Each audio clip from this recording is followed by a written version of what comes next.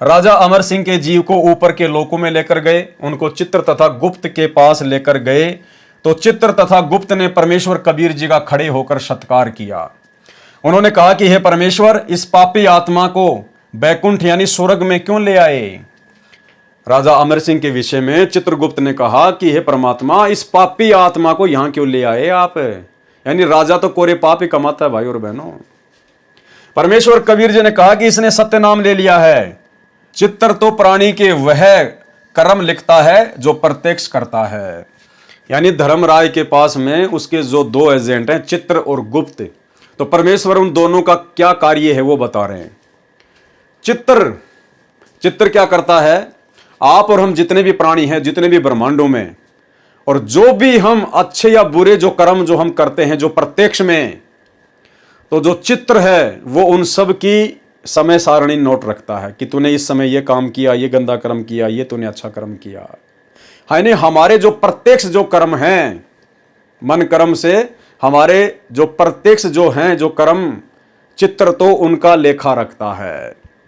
और गुप्त क्या करता है, अप्रत्यक्ष रूप से हम जो भी कुकर्म करते हैं, मन में किसी के प्रति गंदा सोचकर, गलत सोचकर, राग द्वेष ईर्ष्या, जो अप्रत्यक्ष यानी दुनिया से छुपाकर हम जो भी कुकर्म करते हैं, उन कुकर्मों का हिसाब कौन रखता है, गुप्त।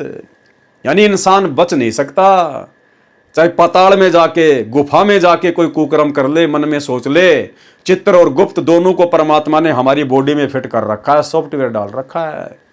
तो चित्र तो हमारे जो प्रत्यक्ष जो कर्म होते हैं उनका लेखा जोखा करता है, और जो गुप्त है वो हमारे गुप्त यानी अप्रत्यक्ष कर्मों का लेखा जोखा रखता है। चित्र तो प्राणी के वह कर्म लिखता है जो प्रत्यक्ष करता है, और गुप्त वह कर्म लिखता है जो जीव अप्रत्यक्ष यानी छुप कर करता है।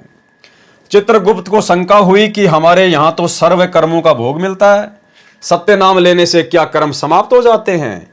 तब परमेश्वर कबीर जी ने एक पारस पत्थर के टुकड़े को लोहे से छू दिया, उसी समय लोहा सोना यानी स्वर्ण बन गया।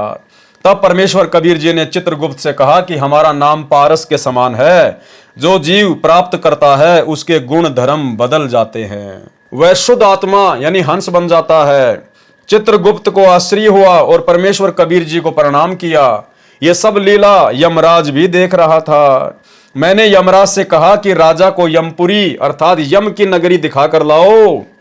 तब यमराज ने दो दूतों को राजा के साथ भेजा। किसको? राजा अमर सिंह को।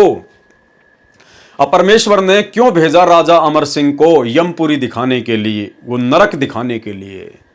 भाई और बहनों, आप और हमारी आंखें खोलने के लिए, आप और हमारी आंखें खोलने के लिए कि यदि हम इस कलयुग की बिचली पीढ़ी में सतगुरु की शरण में आने के बाद में रह गए, मर्यादा तोड़ दी, गुरु से हट गए, फिर हम काल के हाथ लगेंगे।